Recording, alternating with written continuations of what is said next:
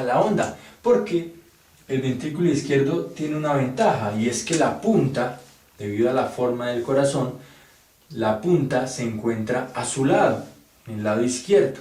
El corazón naturalmente no tiene esta forma, como ustedes lo han visto, sino tiene una forma más o menos así. Entonces al ventrículo izquierdo es el que le corresponde la punta. Exagerando aquí la punta, el ventrículo izquierdo es el que la tiene. Pero en el derecho la onda se transmite principalmente a través de la pared.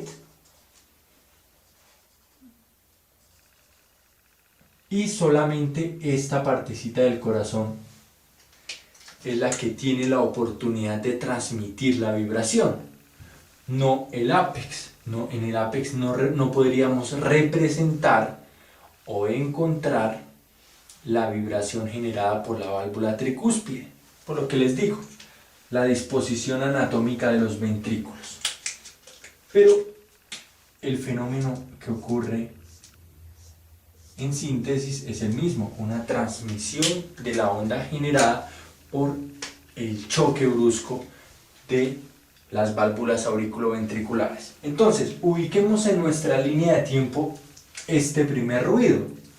Claro, me ubiqué estratégicamente en este lugar para poder iniciar hablando de el primer ruido cardíaco, del primer sonido, el cual es generado por el cierre de las válvulas auriculoventriculares. Entonces, podemos decir que al inicio de la sístole, y debido al cierre de las válvulas auriculoventriculares, se genera el primer ruido, S1.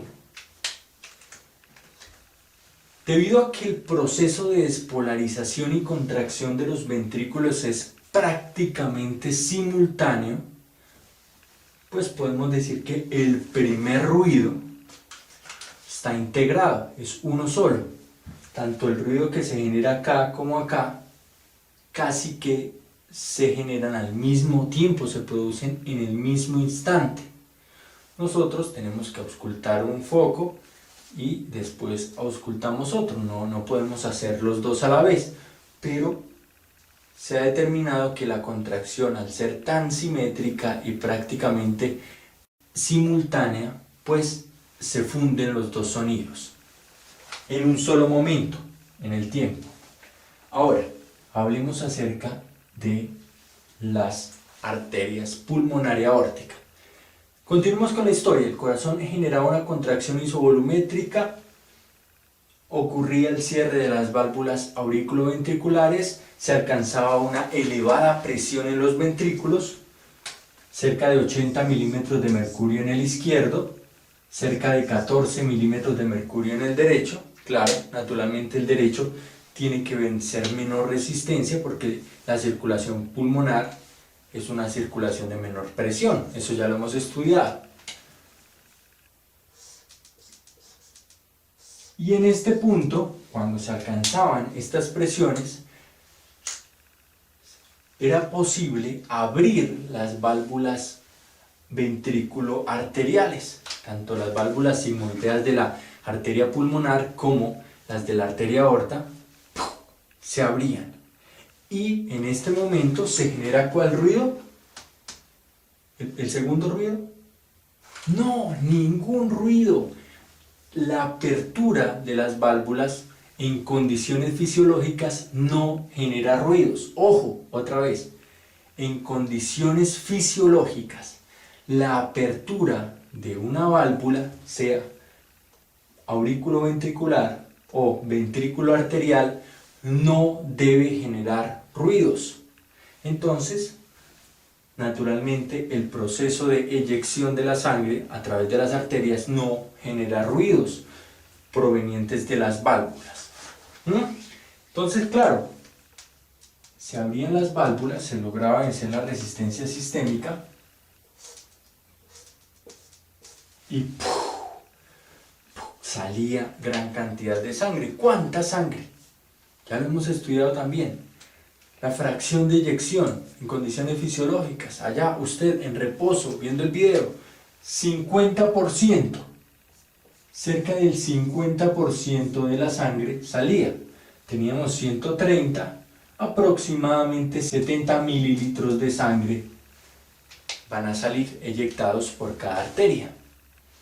Luego se alcanza un punto de máxima contracción donde ya se expulsó el 50% de la sangre y la presión dentro de los ventrículos comienza a disminuir, cae rápidamente.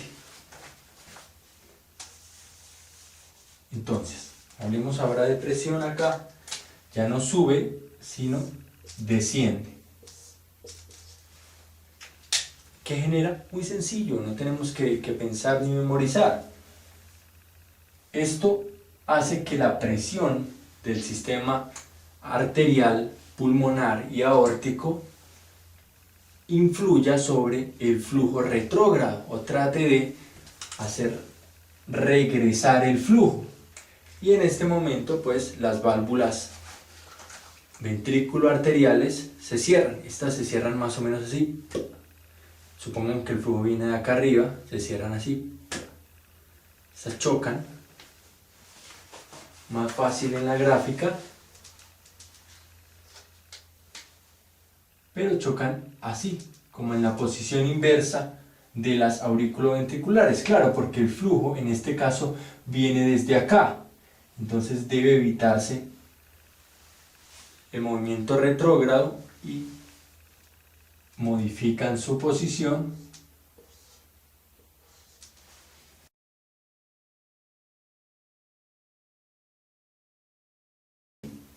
muy fácil. Este choque, esta vibración que también se genera ahí en el cierre de las válvulas ventrículo-arteriales, también como un tamborcito